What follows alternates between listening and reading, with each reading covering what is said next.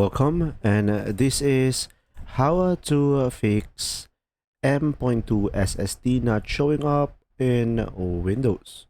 So guys, if this ever happened to you, what you could try to do is just simply go for the start menu.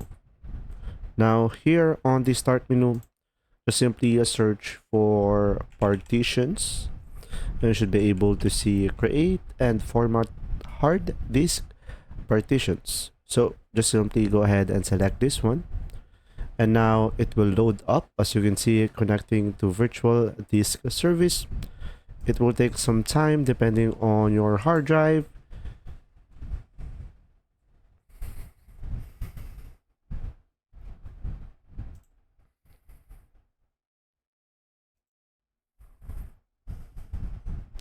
Now from here, you should be able to see your hard drive or SSD, and just simply go ahead and select on it.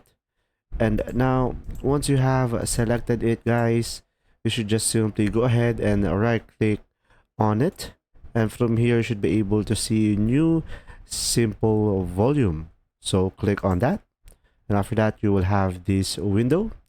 Just simply select next, and after that just simply specify the volume size and select next.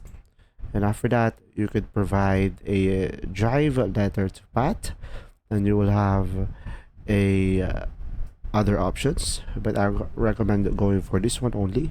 Select next, and from here just simply provide your file system, your allocation unit size, and the volume level as well.